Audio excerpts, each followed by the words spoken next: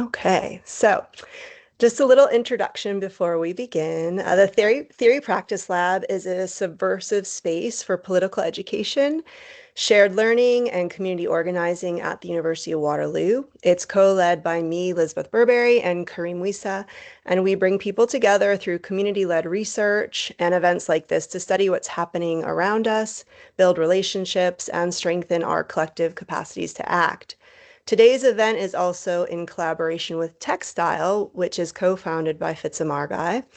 I have known Fitzum for over 10 years, and after chatting, this felt like a very natural collaboration because Textile's hyper-local work in Kitchener-Waterloo is grounded in the understanding that the local and the global are deeply connected and that shared structures of struggle run through both. So that shared orientation with the Theory Practice Lab made tonight's conversation especially resonant for collaborative work. And now I'd like to introduce our speaker, Dr. Justin Podur. I know Justin personally through my partner, and I have long been in awe of how he brings together rigorous scholarship and committed activism in his work. Justin is a writer and professor at the I always do that, York University, where he teaches in the Faculty of Environmental and Urban Change and offers critical analysis on global politics, empire, and resistance. He's the co-author with Joe Emersberger of Extraordinary Threat, the U.S. Empire, the Media, and 20 Years Plus of Coup Attempts in Venezuela, a powerful book that traces decades of U.S. intervention and local struggles in Venezuela. Justin also hosts the Anti-Empire Project podcast and has reported, written, and spoken about international conflicts and solidarity struggles around the world, always with an eye to how people resist empire and build alternatives. So we're really, really grateful that you are here with us today to walk us through not just what's happened or happening in Venezuela, but how we got here and what that history teaches us about empire, resistance, and the possibilities for collective action. So we're thrilled to have you here with us today to share your insights during this teach-in. So I will turn it over to you. Thank you so much, Elizabeth. That's a really, really kind introduction. Thank you, everyone who's here today. I'm going to try to share my screen for a second. I just want to share a picture. Um, I want to share Fox News.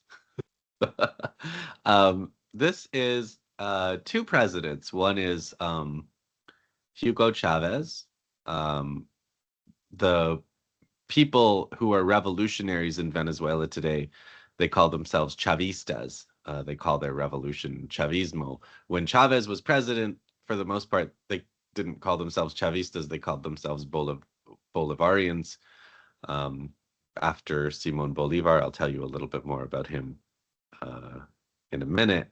And then this president is the president of the United States, Barack Obama. And the book that Chavez is trying to hand Obama, which I don't think Obama ended up reading, but Chavez always recommended books whenever he would give any of his long speeches.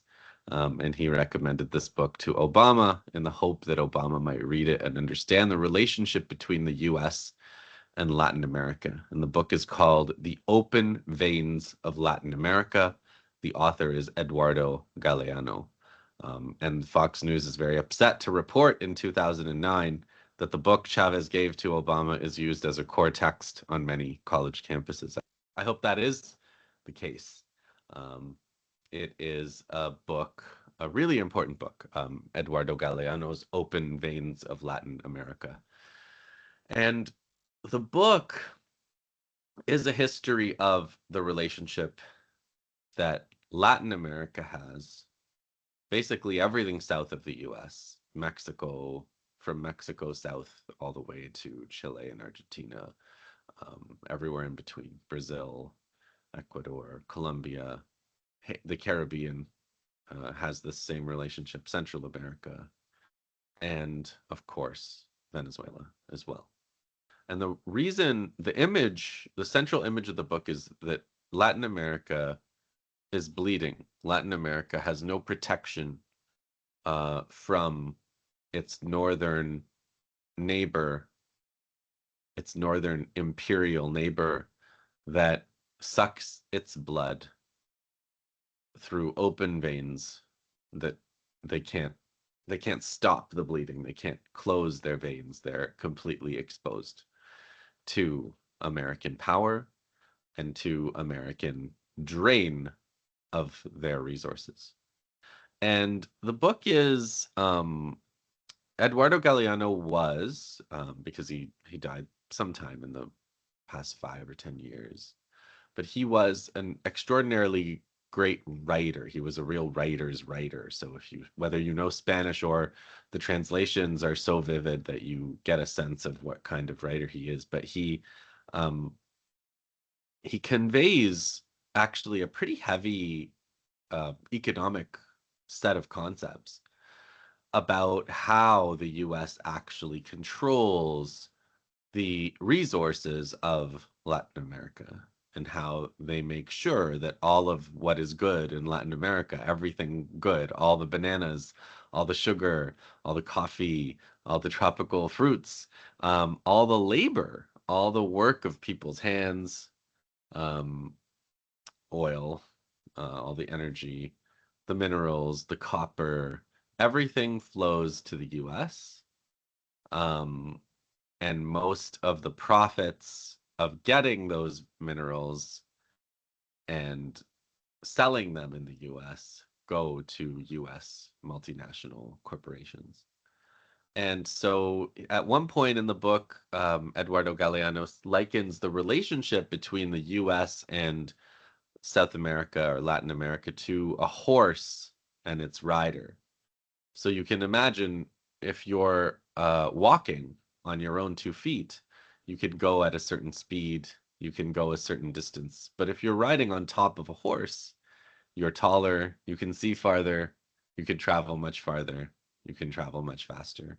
And that is what draining the open veins of Latin America does for the US. That is where the US empire is founded. That's where it's grounded. Indigenous territories um, here in North America and the theft of those lands and the ongoing drain from Latin America.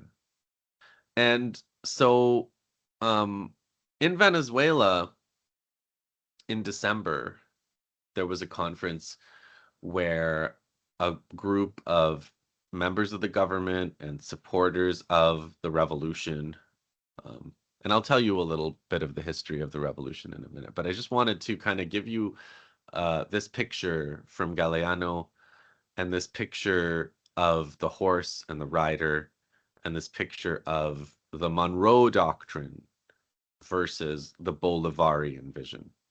So when in 1492, Cristobal Colon, otherwise known as Christopher Columbus, he reached Hispaniola and began enslaving people and murdering people immediately and stealing gold and slaves and imagining what he was going to do with these lands that belonged to the people that he was slaughtering and his conquistadors were slaughtering. He came and over the next several centuries the Spanish committed a series of genocides that depopulated these continents by about 90%. 9 out of every 10 people died. But by the 1800s, by the beginning of the 1800s, that population was reviving, and a lot of people in South America, around Colombia, Venezuela, Ecuador, Peru, that part of the world was considered Gran Colombia, Greater Colombia. Okay, Panama was there too.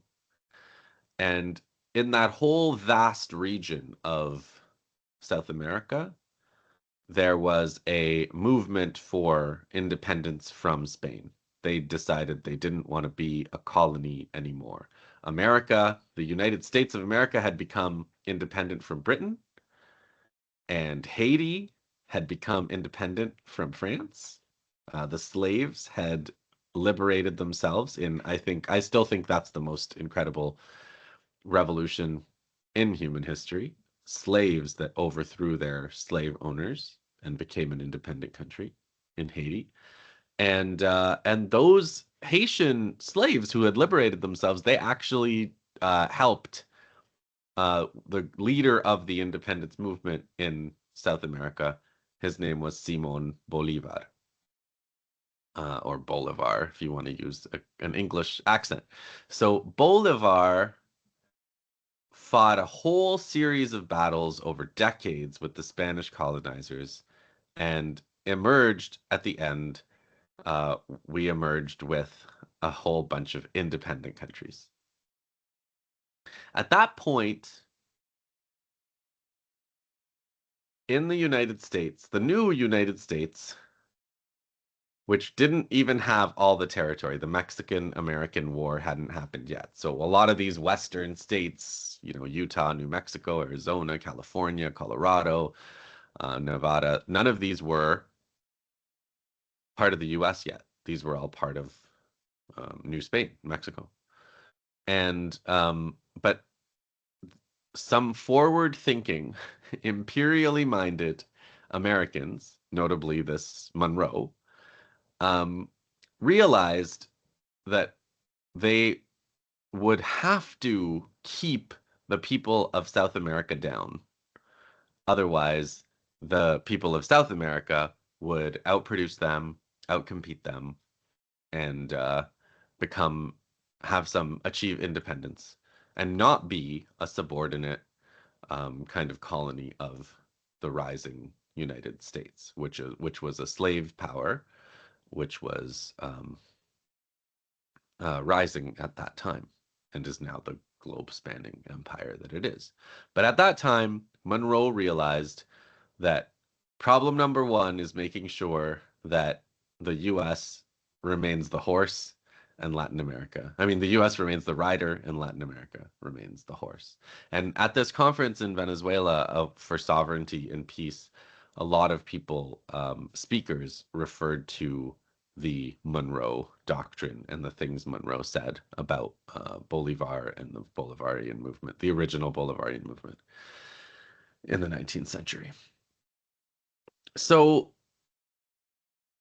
let's leap ahead a little bit because we can see that the relationship between Venezuela in particular, but Latin America and the U.S. Did end up being the relationship that Monroe hoped it would be. It is an exploitative relationship.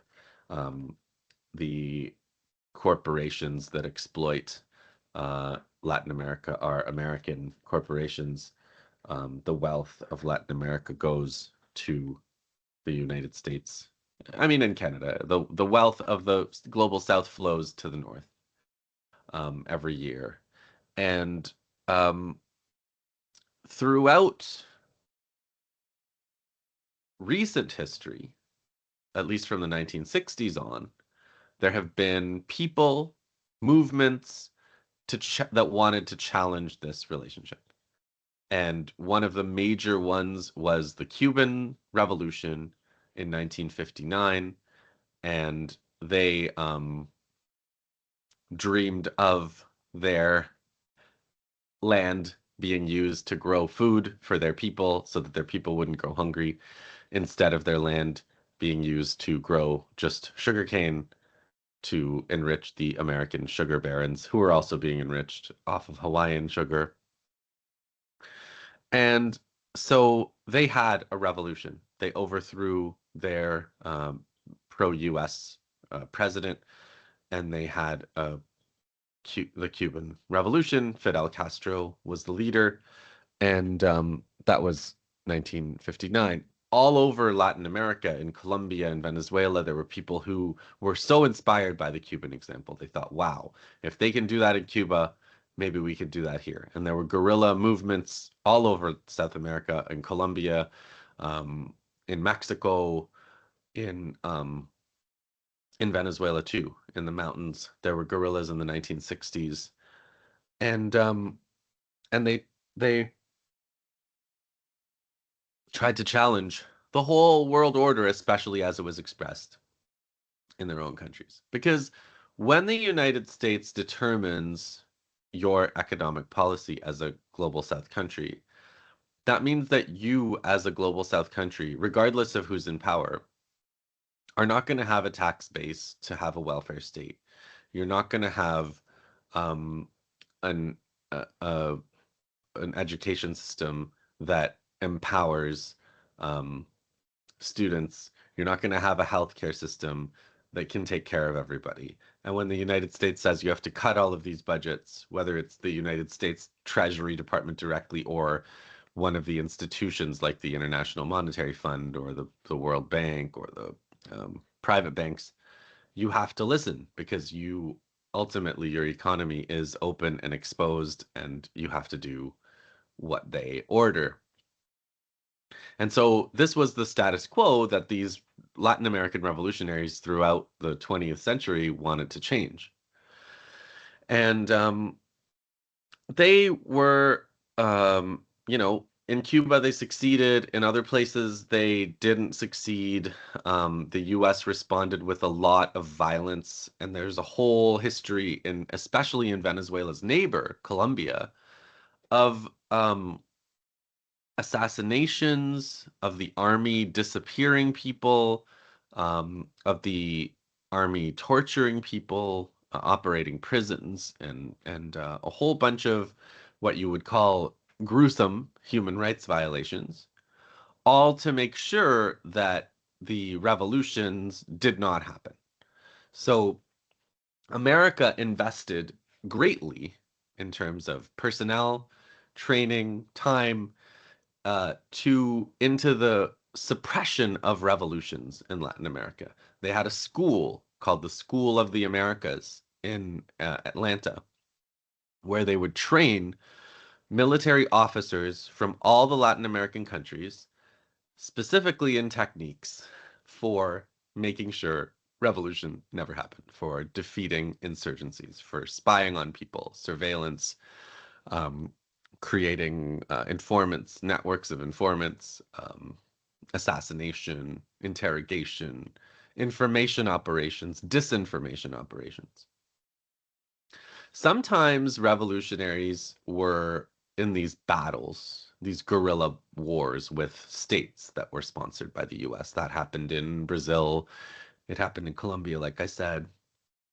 Argentina, there were Tupamoros. Chile, there were guerrillas. And elsewhere, there were governments that got into power, left-wing governments that wanted to change the status quo and have welfare states and take care of their people and have the resources be under their own control. And some of these reached power through elections. So notably, in Guatemala in 1954, Jacobo Arbenz was the Guatemalan president, but he was overthrown in a coup and replaced by the military. In Chile, in 1973, there was a elected government, a leader, a president named Salvador Allende, and he was overthrown in a coup and killed. The American-backed person who took over was Augusto Pinochet. You may have heard, some of you maybe even from Chile. There are a lot of people from Chile who came to the US in the wake of that coup. And so there's not just a history of guerrilla movements and their suppression. There's also a history of elected left revolutionary movements and their overthrow through military coups with the military sponsored by the US. All of this is to introduce you to the situation that the Venezuelan revolutionaries, when they embarked on the revolution, they were reading history and they said, okay, elected governments are overthrown guerrilla movements are fought with all the brutal power of the American state.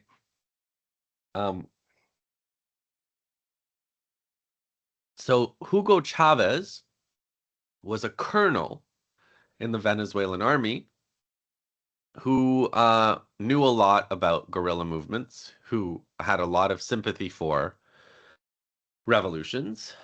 And in 1989, there was an event where overnight the Venezuelan government decided to remove subsidies for a whole bunch of important things, notably transit. Like in Toronto, transit costs $3 or $4, I don't know, remember, $4 a ride now.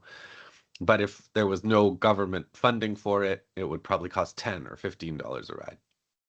So what happened in Venezuela was people woke up and one day in 1989, they got to the bus and the subsidy had been removed and the bus, the person who collected the fare said, actually, your fare is now 10 times what it was. So the people rioted. There were these riots. People overturned the buses and it was a violent series of demonstrations. And the government called in the army. So the army was called in and the army basically massacred these rioting people. They were rioting in shock of their economic situation overnight going from bad to impossible. And the government responded by sending the army to slaughter them. So among these soldiers who were called to suppress the people was Colonel Hugo Chavez and presumably other military officers. Hugo Chavez was a teacher. He was an educator in the military school. He was a paratrooper, but his day job, his salary was as a teacher. He was a military instructor. And he and this group of officers came to the conclusion that they did not want to be a part of things like suppressing people again. And so in 1992, they tried to overthrow the Venezuelan government in a coup themselves. So they had a coup. They briefly, took control of certain barracks, but their coup was foiled, and the government quickly arrested Chavez and arrested the coup plotters. And Chavez was put on TV, and he said a couple of things that made him really famous. And putting him on TV didn't exactly work the way the Venezuelan government wanted. He said, we've failed for now, and that was a major phrase that everybody remembered forever, for now. And he also said, I take full responsibility. I want everybody to stand down. And people would say, revolutionaries said, we had never heard a public official ever say, I take responsibility. It was always somebody else's fault. So the first thing that he said, I take responsibility, they were like, oh my God, who is this guy? And then the fact that he said for now, people were like, what does he mean for now? And so while he was in jail, there was a whole movement of people to try to do the electoral path again. And Chavez came out of jail in, I think, 1994. And in 1998, so after a long period of electoral work and organizing and everything, Chavez was elected president of Venezuela. So now you had a revolutionary who believed in transforming the relationship between Venezuela and the U.S. Specifically, he didn't want Venezuela to have the open veins of Latin America to just bleed all of their oil wealth to the U.S. And he was now the president of the country. He also, unlike almost every other example of this happening, like whether it's Salvador Allende in Chile or Jacobo Arbenz in Guatemala, or Jean-Bertrand Aristide in Haiti, who had been overthrown in 1991, before Chavez's coup. In all, none of these cases had what Chavez has, which is that he came from the military, and he had enormous prestige in the military. So Chavez was a Latin American president who was a revolutionary who wanted to build a welfare state, who wanted Venezuelan resources to be under the control of Venezuelans, who also had control of the military of his country. So from the US perspective, that means having a military coup to overthrow this guy is really hard. And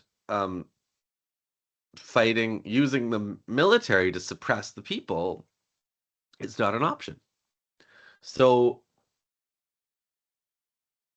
with the election of Chavez in 1998 begins what's called the Bolivarian Revolution. And the theory of the Bolivarian Revolution is we can use not just the military, but also the fact that we have the ability to win elections.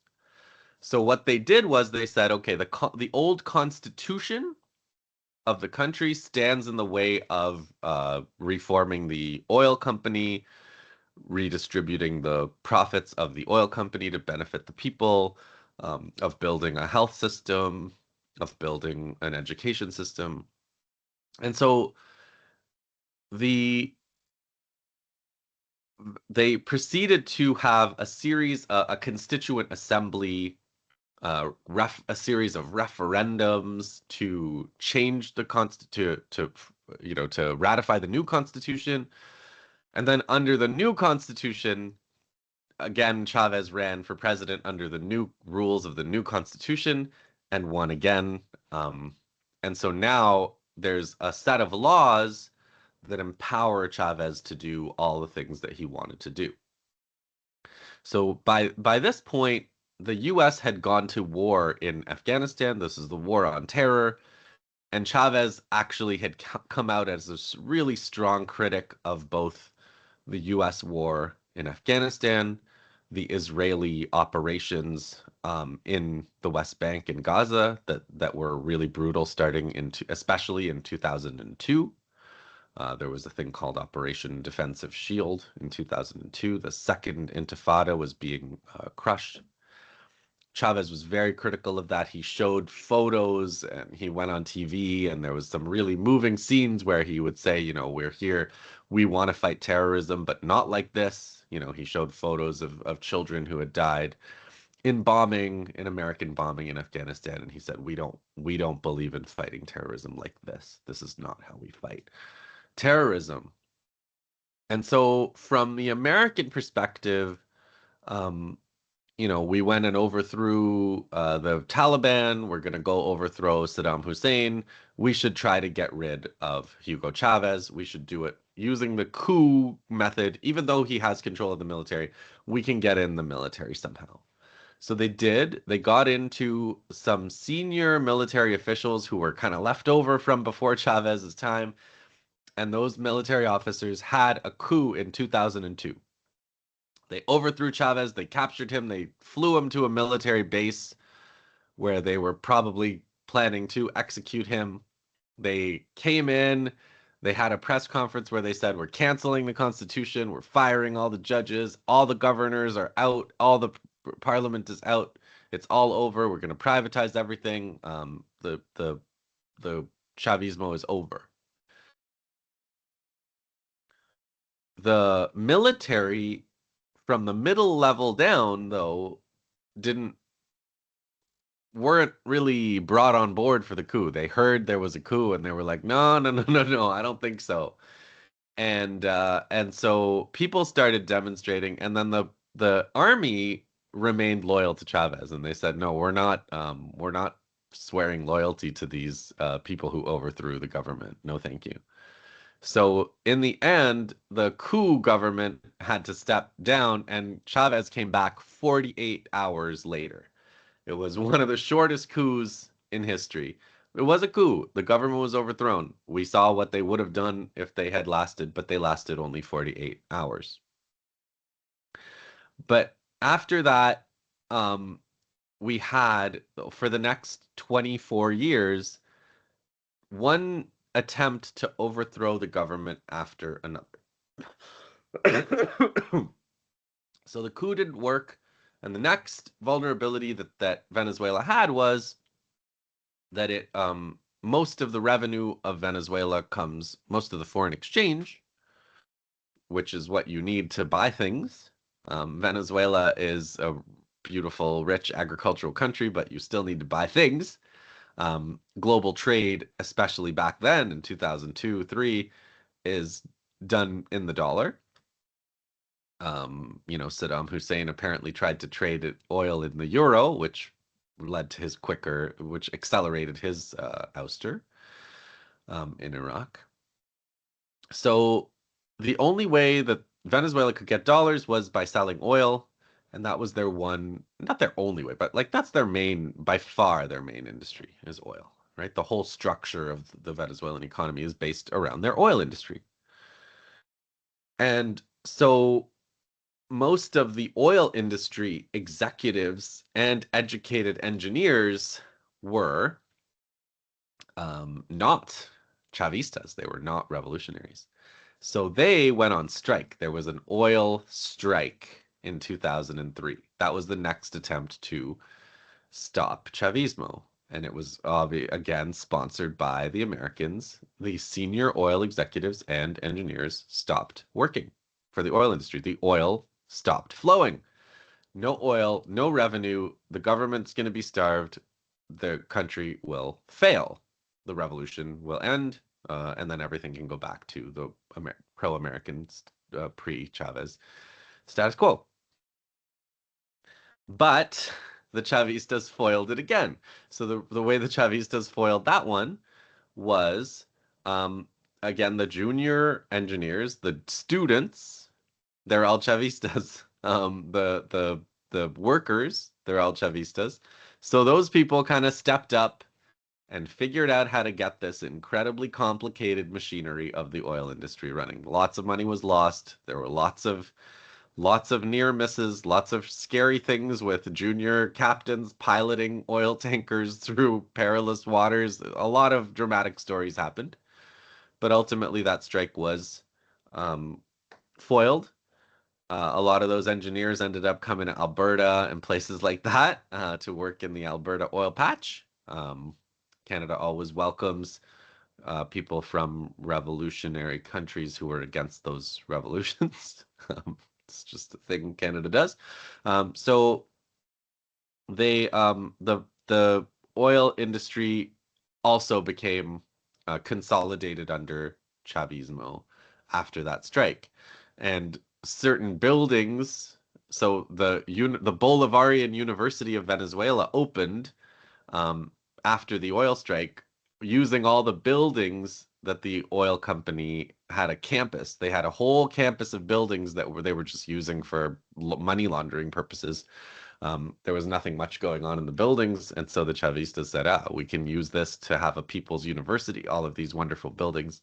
I went there. I visited the Bolivarian University in 2004, in the offices of the old oil company campus. So no coup, no oil strike. The next plan is to use the neighbors, Colombia, and then later on, much later, Brazil, maybe through the control of those countries and the armies who go to the School of the Americas and do what they're told, hopefully, with American supervision. Maybe you can start a war between Colombia and Venezuela.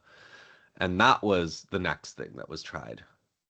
The reason that one didn't work was a lot of diplomatic moves by the Venezuelans. So, for example, the Colombian military tried to purchase a whole bunch of tanks from Spain in order and it's like a jungle warfare situation in Colombia. There's no real need for tanks. So people in Venezuela were very worried when this tank purchase was announced. It was around 2004, I think. And Chavez went to Spain and he said, "What if you guys cut off the? What if you guys don't sell the tanks to Colombia?" So Spain, the seller, cut the sale and decided not to sell them to Colombia because of Chavez's diplomacy. And Chavez and the Colombian president at the time, they sort of patched it up, and Chavez even made fun of him at a public meeting, and he said, "Hey, do you got any tanks? Could you loan me some tanks? I need some tanks." So it became kind of a joke between them. The reason Colombia is twice the size in terms of population as Venezuela, not anymore, but at that time it was. It's a bigger country, but it's basically the same people. Colombia and Venezuela they were in Gran Colombia before. If you know Spanish or if you're from either one of those countries, like the accent is the same, the food is basically the same, the culture is basically the same. Um, and like there's a huge border area where Colombians and Venezuelans of Colombian Venezuelans. It's not even clear like which one they are, right? And the same, there are Afro-Venezuelans and Afro-Colombians. There are, white Colombians and white Venezuelans. There are native, the same indigenous peoples on both sides of that border, in a lot of cases. So Colombia never really had the appetite to go and have a big war with Venezuela, even when it was a rabidly pro-US and anti-Chavez regime. It isn't now. Gustavo Petro has been the president of Colombia for a while, and he's not anti-Venezuela, and he's not super pro-US. He's said a lot of pretty supportive things of Venezuela, and he has not been participating in any of the war talk or moves. When Brazil was ruled by the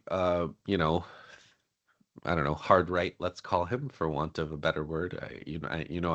My mouth was forming another word, but Bolsonaro. Even Bolsonaro didn't want to go and fight a war with Colombia for the Americans. It's a very expensive and unrewarding proposition. So unable to get the neighbors to start a war, there's one less option. So then there were a series of economic warfare methods. You not isolating you were unable to isolate the oil company, but sanctions against the oil company, sanctions against Venezuela. And then they used the Colombian economy as a smuggling method. So there were a lot of Venezuela, in order to try to survive the sanctions, Venezuela guaranteed low prices for certain items. Toilet paper was a famous one, but like, your household items that everybody has and everybody needs.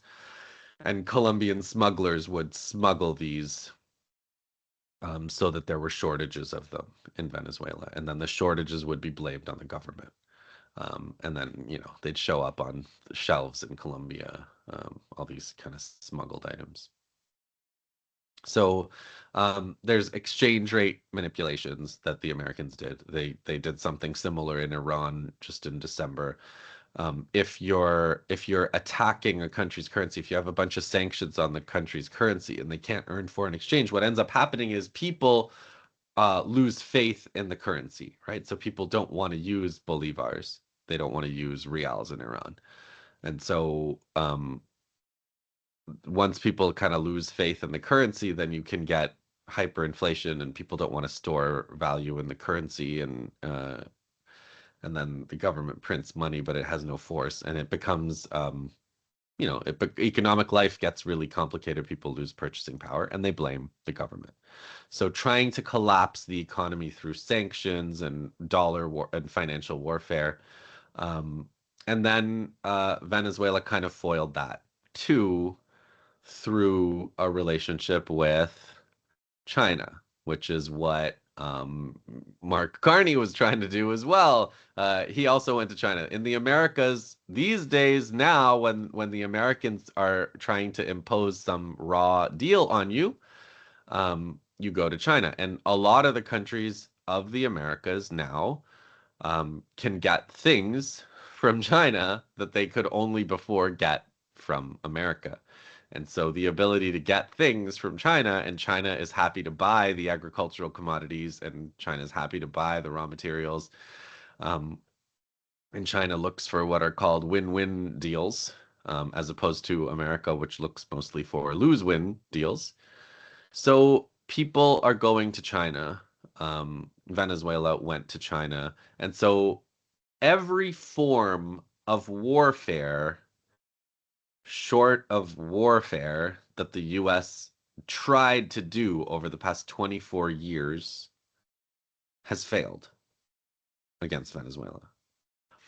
And that is why, that is what led to the direct warfare of January 3rd. But before I kind of get to that final raid, that cowardly early morning raid of January 3rd, let me say that there's that raid itself and the military nature of that raid was also conditioned by the fact that the Venezuelans had foiled um, a plan for a more extensive invasion. The Americans tried to use mercenaries to assassinate Maduro. Chavez died in 2013, but the revolution continued and continues.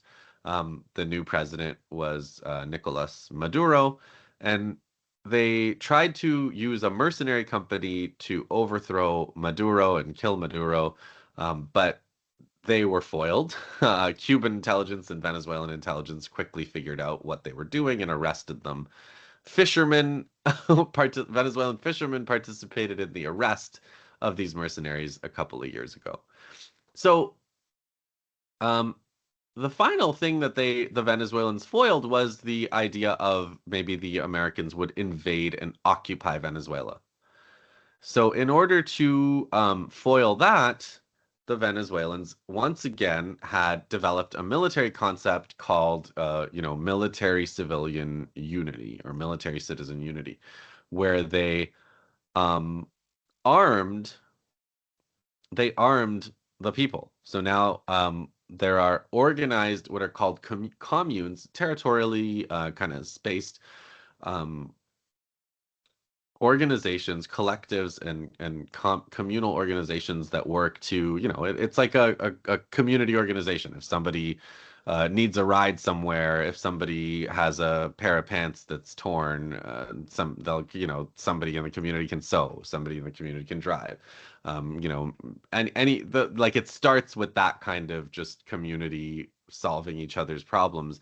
But then there's also a level of this community needs a swimming pool. So then they petition the government to do this, or this community needs more housing, and then they'll petition the government for housing or education or a school. So the commune is an organization that has a relationship with the government where they make demands of the government. And unlike, the kind of government we're used to, often organized communities in Venezuela get what they demand.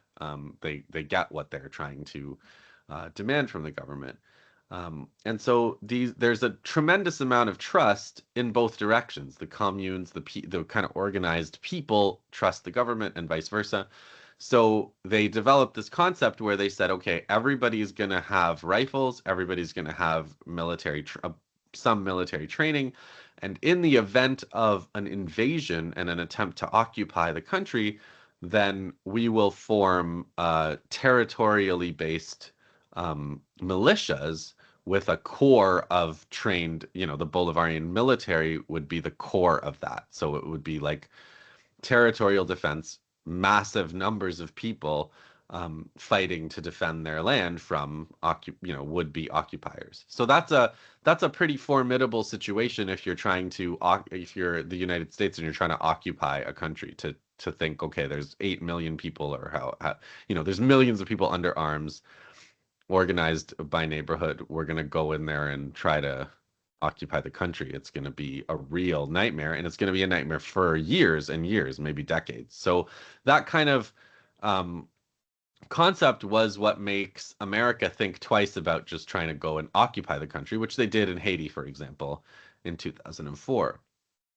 So what they did do was they said, okay, first of all, we're going to bring this entire armada um, to Venezuela, and we're going to start to blockade their oil trade with China, with Russia, etc.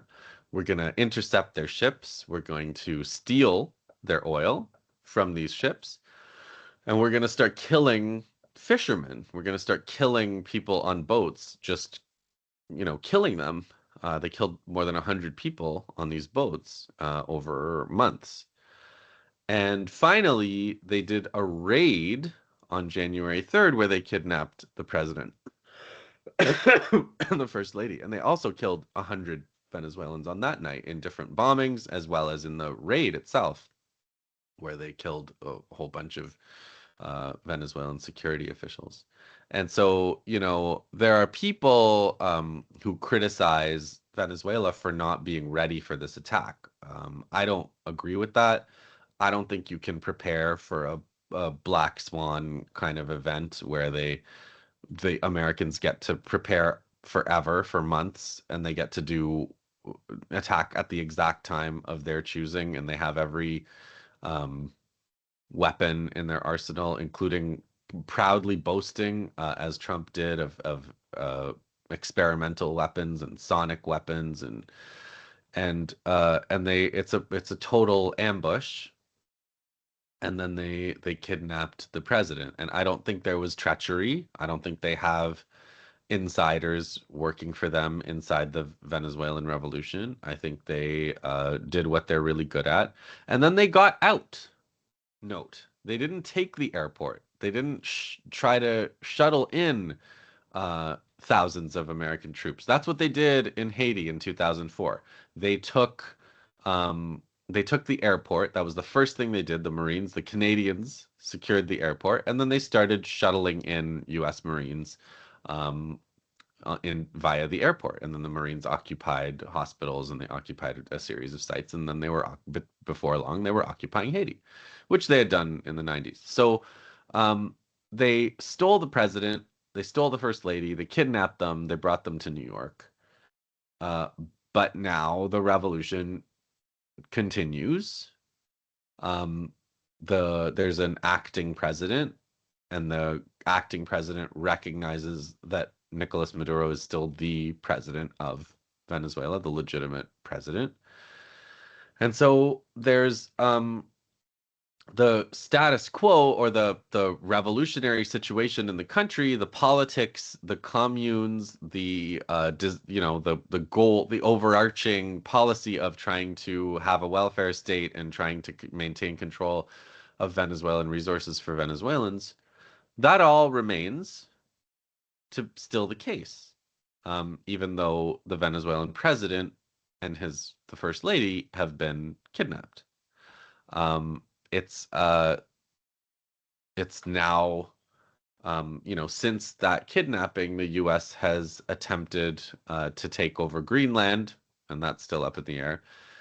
They've mentioned the possibility again of taking over Canada and making it the 51st state, and now their armada is headed to Iran to start a war with Iran. So, if you view this as like a Venezuela problem, it's kind of hard to explain what's going on in Venezuela as a Venezuela problem when you look at all the other things that America is doing in the same type of thing all over the world, where they just go from one place to another committing these various violations. So so that takes us from, the open veins of Latin America to the kidnapping of Nicolas Maduro. Maduro, when he appeared in the American court, the first thing he said was, "I'm Nicolas Maduro. I'm the president of Venezuela. I consider myself a political prisoner." And the judge immediately was like, "No, no, no, no, no. You can say that. You can talk about that later." He cut him off. He didn't want Maduro to have a chance to make a speech. And every video, every photo of Maduro that we've seen um, was intended to kind of humiliate Maduro, but he's always very composed. He's he's a he's a big man. He's like 6'5" or something, and he sort of towers over all the people that they sent to capture him.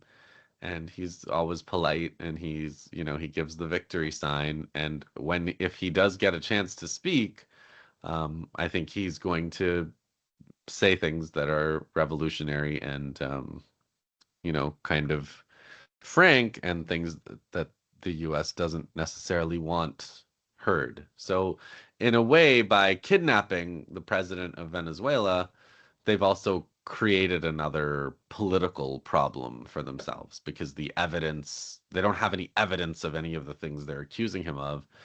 And so they've resorted to accusing him of things like owning a machine gun, which is he's not subject to U.S. law. They're charging him with breaches of U.S. gun laws. He's the head of state of another country. So it is a really grim and naked imperialist, like, it's a time of real naked imperialism, open genocide, the vicious exercise of power over others. And what happened to Venezuela on January 3rd was just horrific and appalling. But the persistence of the revolution, the Bolivarian Revolution, over the past 24 years or more now, I mean, over the past 25 years, 26, has overcome all of these obstacles. And so, you never know what can happen in the future, but the revolution has proven really resilient, and the result has been just more and more desperate and depraved actions on the part of the US.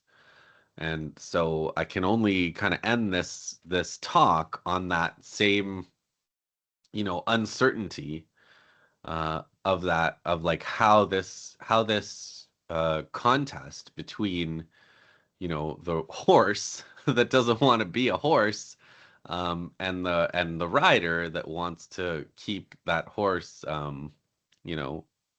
riding for his benefit. That contest between the people of the global South, who have aspirations for their own development and sovereignty, and an empire that wants to control and exploit the whole world. And who knows where it'll go from here, but that's my story. That's my story for tonight, you guys. Thank you. Thank you so much, Justin. We just really appreciate you taking the time to walk us through all of that. I could listen to you speak for hours. And I love it because whenever something's happening in the world, I always say to my partner, what's Justin saying? Check in with Justin on this. So it's really great to have you here to actually share all of that with all of us. So right now, we're going to switch into the question and answer. But before we do that, I am going to stop recording so that people feel more comfortable just speaking freely. So I'll do that now. Okay.